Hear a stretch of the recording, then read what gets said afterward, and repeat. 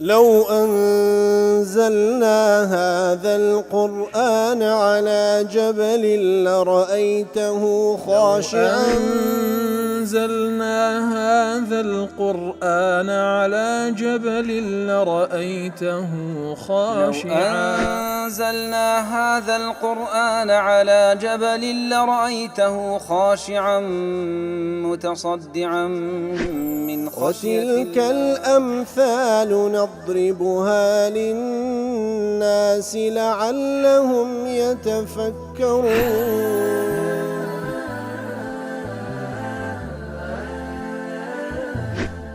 الحمد لله والصلاة والسلام على رسول الله وعلى آله وصحبه ومن والاه.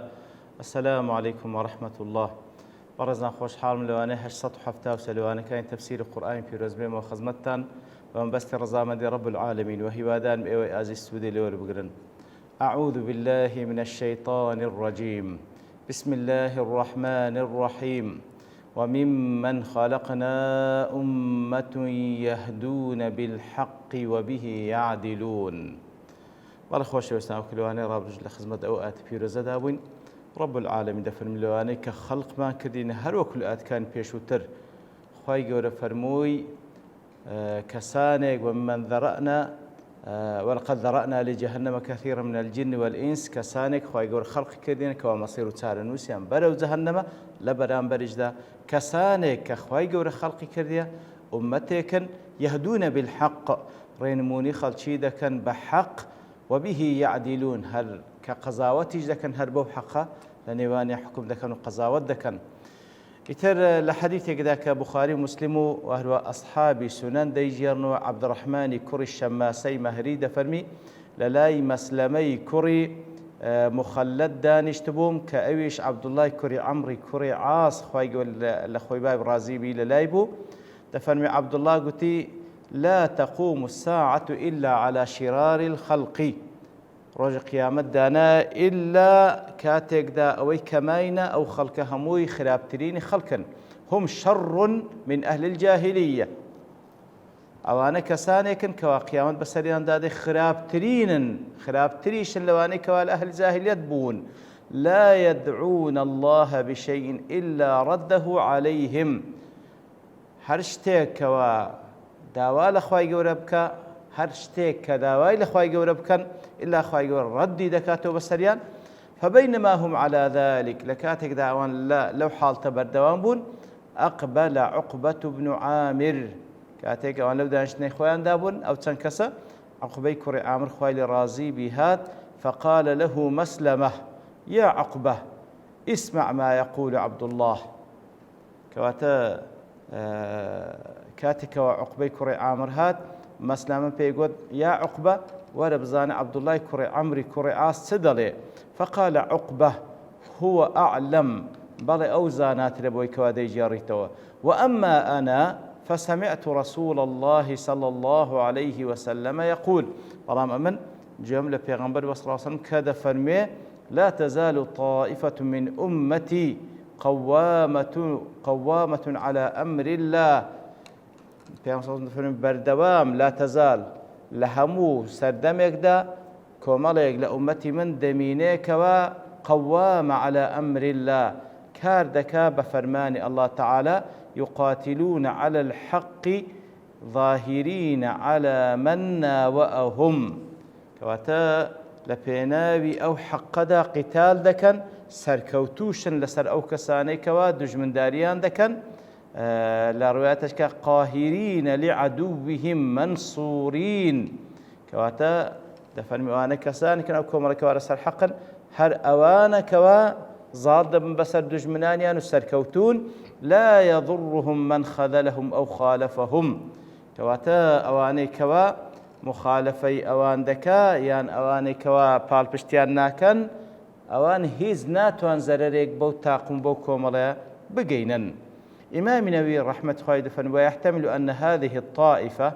احتمال أو طائفة أو كوملا متفرقة بين أنواع المؤمنين تفنمي كبيان صندوق هتار رجع قيام الدادي لها مسدمك دا كوملا كيل أمتكم ظاهرة يأخذ قوامة على أمر الله كوابكاري خواي قورة يأخذ بفرمان خواي قورة هالدستي تفنمي لوانية شرني إلا أوانا لقل يقبن لواني متفرقة بين أنواع المؤمنين أو طائفة لواني فرد بوين لنيوان تندين إيمان داردا منهم شجعان مقاتلون إيوان تدا بياوي آزاو بزرقن قتال وجهاد دكنا بين إخوة ومنهم فقهاء إيواشان تدا فقيه شرع ناس زيرك ومنهم محدثون ومنهم زهاد إيواهي فقيهة إيواهي محدثة وخريش علم حديثة ومنهم زهاد إيواشا زاهد دنيا نويستا وآمرون بالمعروف وناهون عن المنكر إيوان تدا فرمان بساكة ذكر ريقل خلافة دقري ومنهم أهل أنواع أخرى من الخير وأنواع أهل خير تدا ولا يلزم أن يكونوا مجتمعين شرطني أوان هموي بيكوا ليك جيغا كوبنو يك تاقمو يك كومال يك أمت بيقن بلكو فرد بوين لهم إيمان داران هل يكو بكاريك لو كار خيرانك وآماجي بيدا مشغولة بل قد يكونون متفرقين في أقطار الأرض يتلاني فردبن لسر روي زبي هل يقلوانا بشيك لو كار خيرا أنزام ددا لرواياتش كذا فرمي لا يبالون من خذلهم ولا من نصرهم أوانا أو تاقمو أو كوماليا پێیان گرنگ نییە چێ پاڵپشتیان دەکا و چێش وازیان لێدەینی و یارمەتیان نادا حتى يأتي أمر الله وهم ظاهرون على الناس حتى وكو فرماني الله تعالى دي بوي كوادوناتيك بسي يتر أوان دا صلاتيان هي لنا خلشي لا رواياتشك حتى يأتي أمر الله تبارك وتعالى وينزل عيسى ابن مريم عليه السلام حتى وكو فرماني الله تعالى ديو ويقلى علامة هر قبر كان رودكوا دابزين عيسى عليه الصلاة والسلام أو تاقمة هر هي كلا في وصل دفنوي أو وصفي عندك لا رواياتك حتى يقاتل آخرهم المسيح الدجال حتى آخر كومل كوكو ببردوام دفنوي أو تاقمة أو كومل هر هنا لصاروا يزوي حتى آخر أو كومل كوادقات آخر زمان دميني لو كاتي مسيحي دجال دي لقال أويش قتال دكا واتلدجي أويش قتال دكا لرواياتك دفنوي وهم أهل الشام أو أنا أهل شام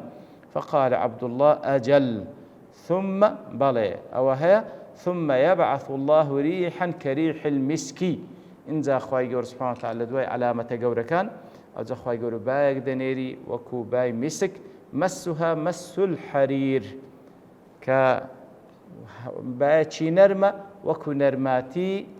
آوريشم فلا تترك نفسا في قلبه مثقال حبة من الإيمان إلا قبضته بلايتر أو بادي باشي نرم وكو آوريشم أويك مثقال ذريق إيمان لظليها بيتا إلا روحي دردسي لقل أوبا ثم يبقى شرار الناس أويك ذا من يتوشي خرابترين خلق عليهم تقوم الساعة إتر قيام البسر أوان دادي أوي ما بس لو حديثك لقل آياتك كباب مفسرين هنايتانو أو كواب خواي قرد فرموا من خلقنا أمة يهدون بالحق في صلى الله عليه وسلم روني دكاتوا أو أمة لا يزال حتى روج قيامته دبيك وملائكة بوكار هلبست يهدون بالحق وبه يعدلون قال الشهاب استدل بالآية على أن الإجماع حجة في كل عصر تفهموا آيات بلغير سرويكوا إجماع كيكل بلغ شرعي كان قرآن والسنة قياس أو زي إجماع ده تفرمي إجماع حجة لهمو عصر سردمك ده وهروها وآيات بلغي على أنه لا يخلو عصر من مجتهد إلى قيام الساعة هيد سردمك نية كوا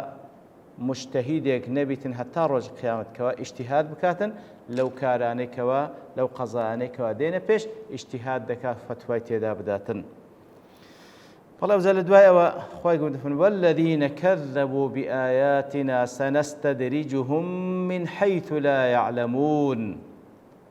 والله والذين كذبوا بآياتنا أوانك وآيات كان إيما بدروا دزانا سنستدرجهم من حيث لا يعلمون استدراجيان دكين زلاويان لوشل دكين من حيث لا يعلم بشوي كان هستي بيناكا نايزانا والله والذين كذبوا بآياتنا وكل تفسير قاسم داري والذين كذبوا بآيات الله أواني كوات كان إخوة بدروزان الدال على صحة ما جاء به محمد صلى الله عليه وسلم من الهدى أواني كوا أو آتان بدروزان كوا بلغن لسر راست دروستي پیغمبرات محمد المصطفى صلى الله عليه وسلم ولو هدايتي كوا بيتي فردوها ولم يقبلوها بلام ردي ذكنوا قبوليا النية لا تفسير معارج والذين كذبوا من أمة دعوة محمد العامة لكل الناس بعد بعثته أواني كوا طبعا دعوة پیغمبر صلى الله عليه وسلم لبو همو خلچي هاتيه كوا همو خلق لدواء هاتين پیغمبر صلى الله عليه وسلم أمي دعوة پیغمبر صلى الله عليه وسلم بلام أوي كوا ولامي دعوة كيداتو پیغمبر أمي إجابة كمسلمان كان بلام أمي دعوة لو روجك پیغمبر صلى الله عليه وسلم بپیغمبراتي روان كرا يتر أو خلقي سر زوي حتى روج قيامة أمي دعوة پیغمبر صلى الله عليه وسلم واتهمي مشمول بدعوة بانقواسكي پیغمبر صلى الله عليه وسلم يتر فرمي أواني كوا لأمتي دعوة پیغمبر صلى الله عليه وسلم آتكان إخوان بدروزاني آياتك كذبوا بآياتنا البيانية المنزل عليه قرآنا يتلى واتأو آتانيك ووكو قرآنك دابزية كدخين دريتوا أوانا أو آتان بدروب زانا وبآياتنا الإعجازية الشاهدة له بالصدق في نبوته ورسالته وفي كل ما يبلغ عن ربه واربها أو آتي أعجازيانش أو معزاتاني كخواي قرب پیغمبري بخشي صلى الله عليه وسلم كاموي بلغن لسر پیغمبرياتي أو صلى الله عليه وسلم أوانشان بدروزاني وبآياتنا الجزائية وهروها آتكاني جزائي واتو آتاني كخواي قرب سزاي بيدادات ولا لدنيا دا كوا للتاريخ وهروها لسردميش تندين شد بين كخواي قرب كسانك كاتك دجمناتي ديني خواده كان تياني بسر هنا وتيان بسر ديني وآياتي جزائية أوان أوش بدرو دزانن وهروها بآياتنا الكونية وهروها تكونكاني خواي قورا لبس زريك التام زريك هر هموي بالقن لسر وحدانية خواي قورا أوان بهمو شوازكاني آتكاني خواي قورا لآياتي كوني آياتي جزائي آياتي إعجازي وآياتكاني قرآني همي بدرو دزانن والتكذيب بآيات الله عز وجل ملازم للكفر بها وكاتش كخواي قرد فرمي أتكاني الله تعالى بدرو دزانن وتكفري شبيذكن